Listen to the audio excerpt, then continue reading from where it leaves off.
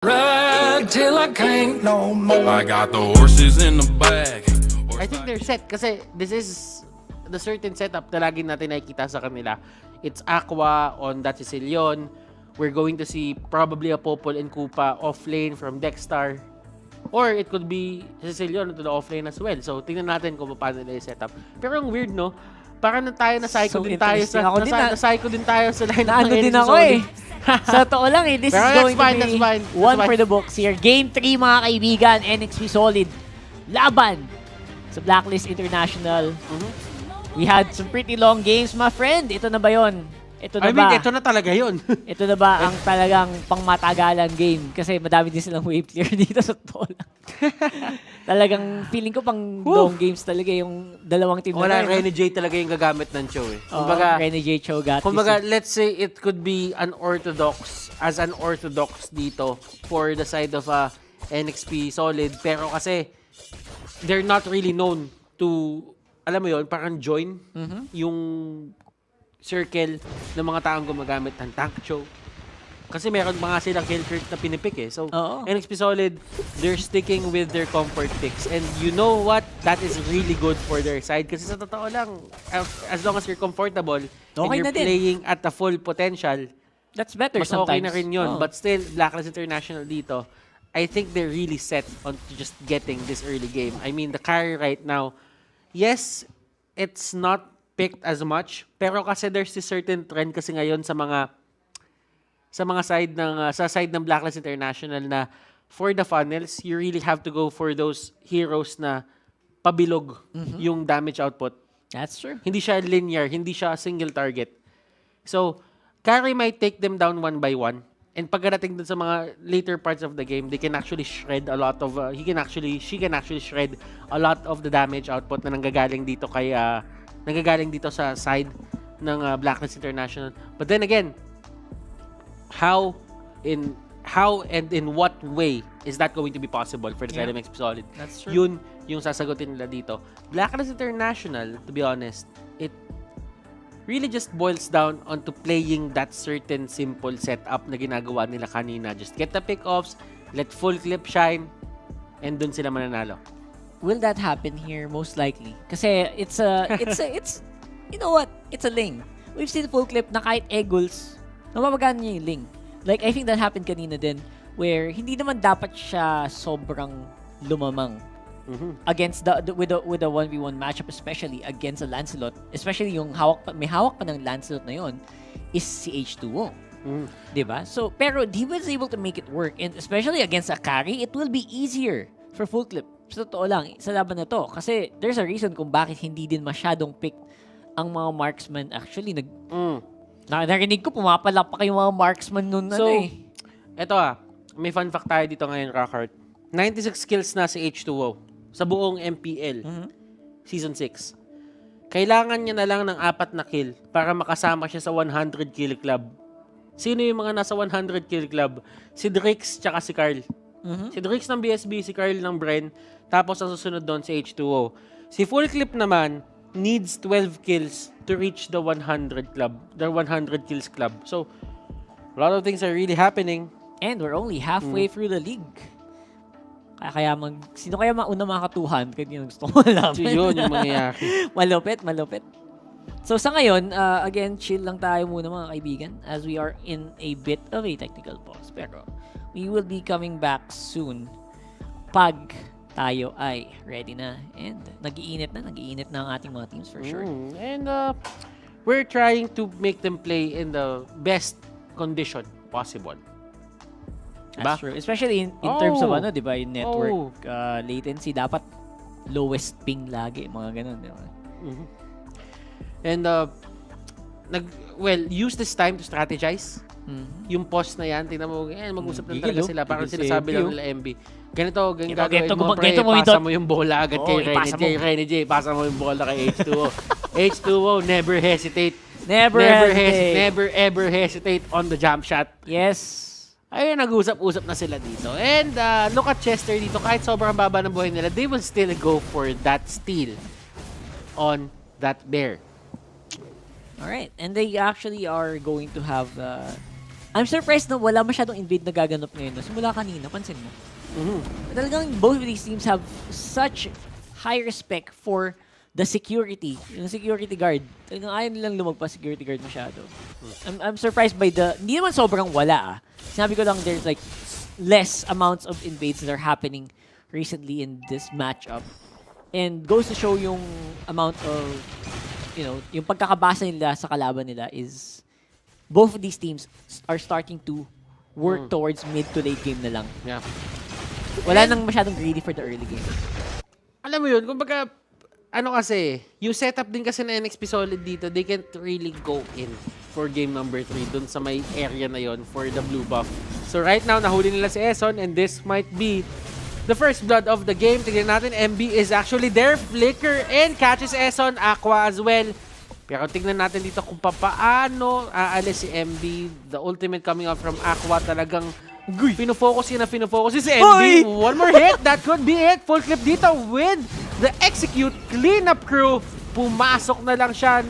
Nabunggo siya ni Yawi dito. Tempest of Blades. It's there. At mapupoke niya pa ng isang best Chester. That is going to be your trade para dito. Akala ko takas na yun Actually, it looked like it was going to be an escape and full clip was going to be necessary to clean that up. Sabi kanina MB siguro, ganito mag first blood. Tas ang problema na counterplay lang. Pero again, it looks really good so far for both of these teams. I would say na yung Turtle is going to be the next, I think all into dapat for Blacklist. They need this Turtle either on... Oh my God. And they have the, they have the priority. They have the priority kasi may retry sila They have the better early game as well.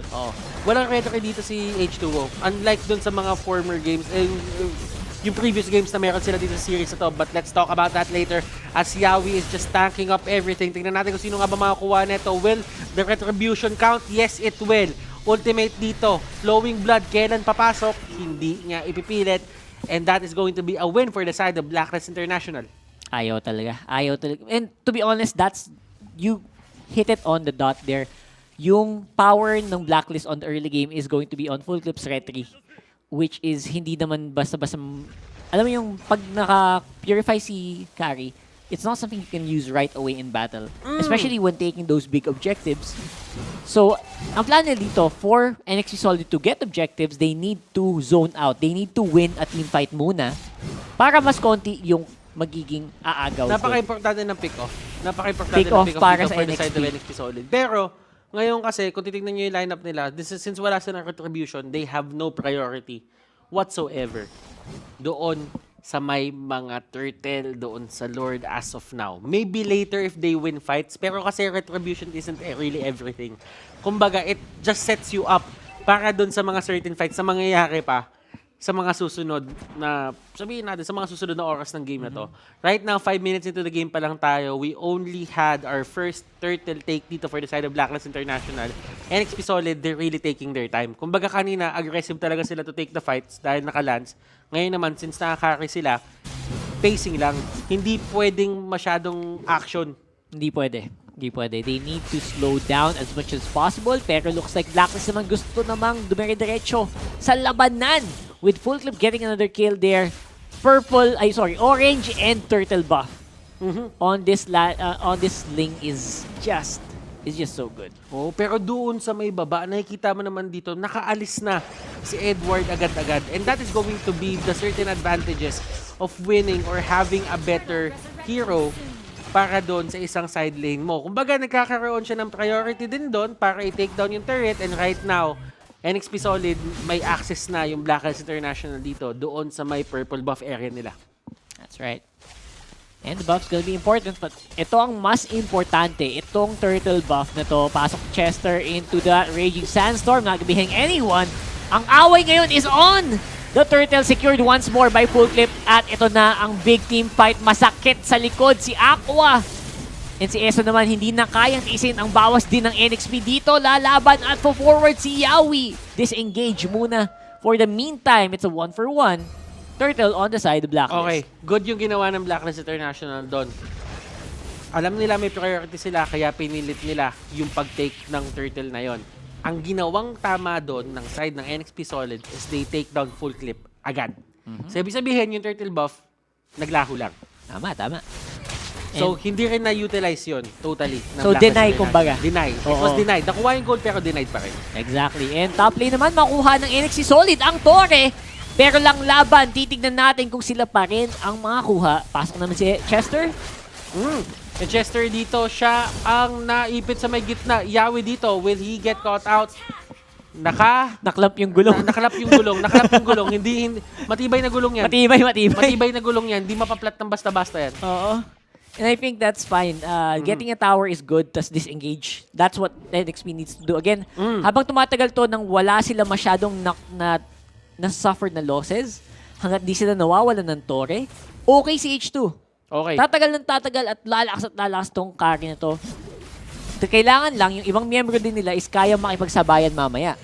Diba? Kailangan hindi papers. Yun yung ginagawa dito ng NXP Solid. Kumbaga, sige, nananalo sila ng fights, nakakuha sila ng pick-offs, pero hindi nila nakukuha yung turrets natin dito sa may mid at sa may top basta-basta. So, there is time for NXP Solid to react. Katulad nga nung game number 2, sinabi natin na if nag-scale dito si Alice, magiging malaking problema yon sa side ng NXP Solid nung game number 2. Tama. Ganito din naman yung sitwasyon ngayon. If mag-scale tong Alice at nakuha niya yung souls na kailangan niya to get to 50 stacks, Nako, yun na yun. that is going to be the start ng pagkakaroon ng problema sa isang Alice dito. On the scale. Neson, hinahabol ng gulong na may tinik. Makakatakas ngayon, hindi. Full tip going on the chase though for carry. Temps of Blaze going out. And nahila silang lahat ni Kuya Aqua. Dexter very low as well. Pero si Tams, Pero si Tams nagtatrabaho sa baba. Ako po, hindi napapansin si Kuya Tams.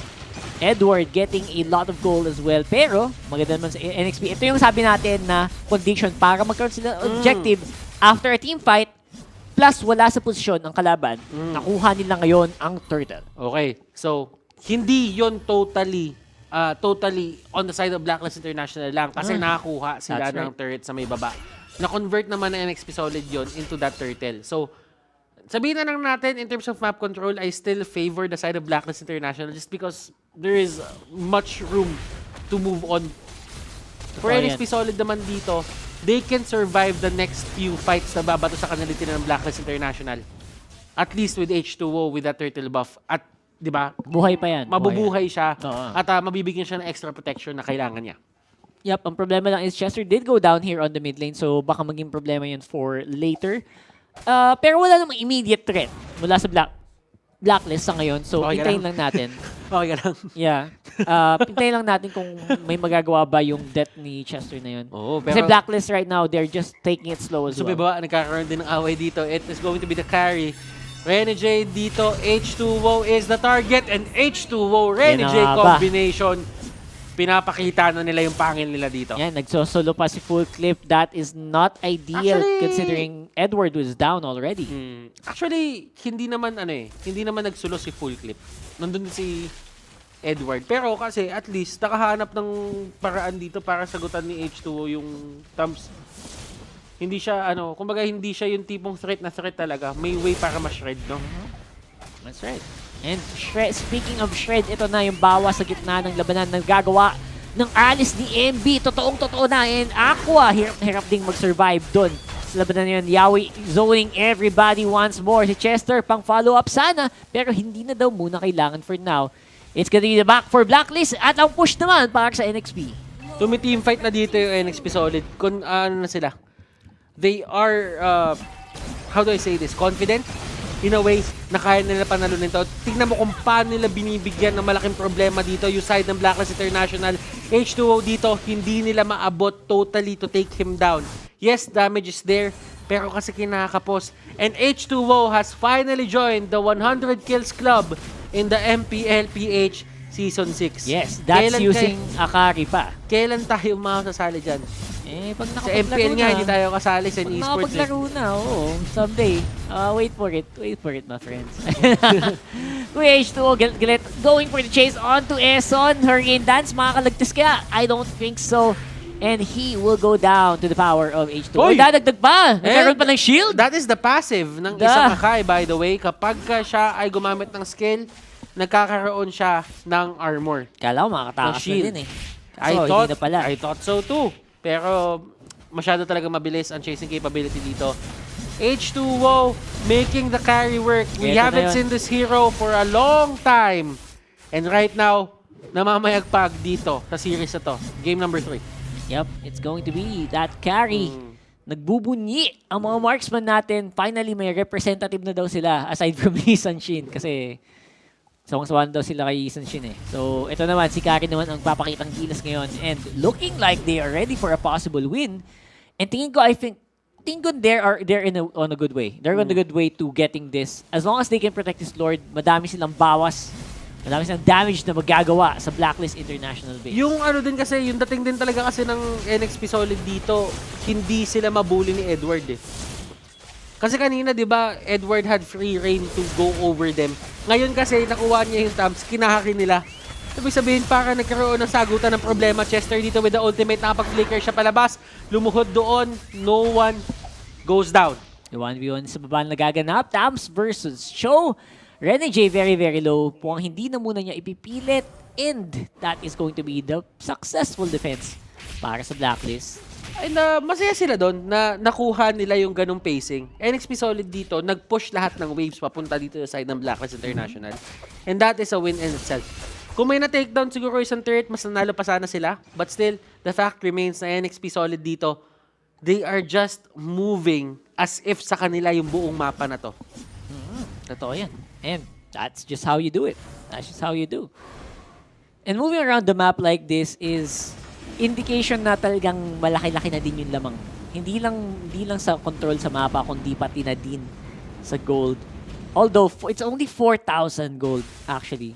4,000 gold at 13 minutes, mukha siyang hindi malaki. Pero since yung gold na yan is mga nasa hero na tulad ni Carry, sa H2O, kay H2O, it actually does make NXP more threatening. Mas nakakatakot silang tingnan.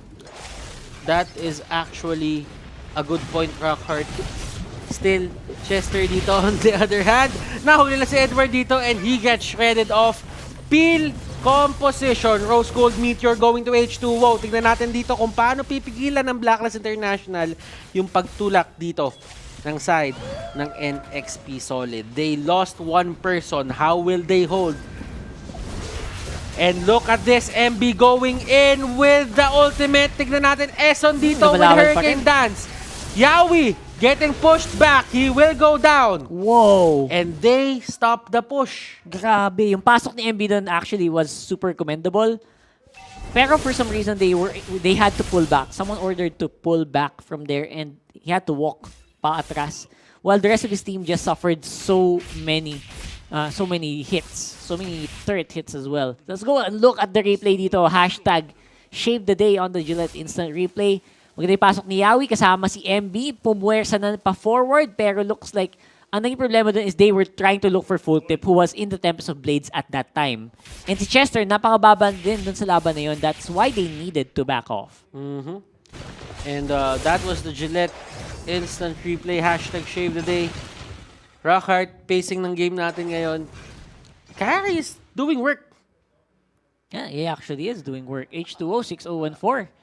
Kahit na medyo nag-fail yung ibang team fights nila, they're still making it work for H2O. He's not suffering any... Patatawag ba nating fight? Kasi what they go for is pick off muna tapos tsaka sila sumahabol eh. Well, fight kasi apat naman silang magkaharap. Oh, so, hindi yun pick off na like mag-isa lang sa mapa. Yeah, that's true. Yeah. So, it's a fight. Overall, I think siguro they were happy with one kill pero again maybe they underestimated the power of Blacklist under the tower. Okay. Totoo. And kahit si Popol and Koopa dito, nagkakaroon din ng problema yung alaga niya eh. Nasasaktan eh. Unless kontrolin mo talaga yan na hindi siya maabot ng carry, masasaktan. talagang mag-unload si mag-unload si H2O dyan eh. And this is percent HP damage. So kahit gano'ng kataas yung HP niya, hindi siya ganun kasakit. Hindi siya ganun kakakunan. And kailangan pa rin nila mag-ingat dito. They still have the retribution onto the other side. Full clip dito. He is going in, trying to actually take down someone. MB dito will be the first one to go down. And look at this, Rene J going to the backlines. Aqua dito, iba yung nasipa ni Rene J. Pero sabi niya, kakayanin pa rin naman yan, pero he will actually go down. And that is a godlike for H2O. Nahuli nila dito si Edward tsaka si Eson. Aqua, Dexter, full clip. How do you fight this? Okay, that's gonna be it. That's the problem. Because buhay si H2O. And actually, full clip is alive naman din naman. Pero, I don't know. It's gonna have to be another defense game. Napaka-defensive ng dalawang team na to. Sa totoo lang. Minsan, feeling ko sumusobra na eh. On a Gillette instant replay, we will definitely see na ang laking bagay ni Eson keeping everyone alive in that matchup. At considering yung lagay din ngayon ni Edward, he is not as tanky as he thinks he is. That's why sobra din yung dive niya going to H2O. That's why take down din siya sa laban na yun. Actually, shoutout kay Manjin. Napaka-lupit ng galawan niya. Rinig na rinig yung galawan yun sa may gilid. Pero alam mo, Dexter dito, ang sabi naman niya, down. Parusahan natin yung dalawang support nila. Yawi and Chester, they go down. Is this a time na dapat kumuha ng Blacklist International ng Lord? Dapat na yata kanina pa eh. Because they backed off. And now, pabalik na ulit si Yawi sa mapa. That was a 3v5. For a solid how many seconds? Meron silang ibang plano, Rockhart. They go in, 7-0-5 pa rin dito si Carry, H2O. Sino-zone out sila ng isang aso. Tignan natin kung paano nila gagawin to. NJ dito. Nandun sa may backlines, he is the primary target dito for everyone onto the side of Blacklist International. They're trying to take them down. Jit Kondo, knock-up is there. He's still alive. He will go down. MB dito, nahuli silang tatlong magkakatabi. Surprised! Winter, Truncheon, Aqua dito, getting caught out. Full clip on the other hand, nandoon sa may gitna. He's trying to push. He's trying to set the pace para dito sa may Lord. But his allies will go down. Yup. At kinokontrol din siya ni Chester na hindi siya basta-bastang makapag-clear ng wave ng dire-diretso. So he's always being forced to back off. Now this Lord, walang kasamang pupush dun sa bot lane. And feeling ko that is a very good thing para sa NXP. They basically just nullified the Lord take by taking kills of their own after that team fight. So I'm very curious to see how fast NXP got that. And reset na naman tayo dahil longest games na reset na naman tayo. And yun yung naging tempo natin. Ito yung naging tema natin for the 2 games na meron tayo. Road to greatest games. And kung mabilis tong game 3 na to, anticlimactic yun. Sa bagay, nga eh. No? Napaka-weird naman nun. Parang minadali. Kung 12 minutes, tapos agad. Hindi! Sabi ni Ginoong Baltes, itodo na natin to. And it is happening. We are on the 20-minute mark almost. Oy, teka, grabe naman yun! And Raging Sandstorm palayo, pero nasunog na siya ni Edward with the Molten Sights. Tower goes down in mid, and they are now collapsing onto the middle of the pit. Nahuli na si Full Clip dito, Rene J, with the heads-up play. Aqua, kinakalmot-kalmot siya ni Iori dito sa may likod. Pero Eson, siya ang susunod na tutumba. Rene J, talagang gustong-gusto niya dito makuha si Aqua. He will go down as well. Dexter dito, last target, final target for the side of Blacklist International. And they are going to march on. Nagmamadali dito yung mga members ng NXP Solid. This is the long march. This is the long march. Sige, sa inyo ang Lord, amin ang base. Sa inyo ang... Oh my goodness, NXP. Oh my God, sa NXP. haba-haba na nangyari, they return the favor. They win this series. 2-1. NXP Solid. Pangalawang beses sila nakita.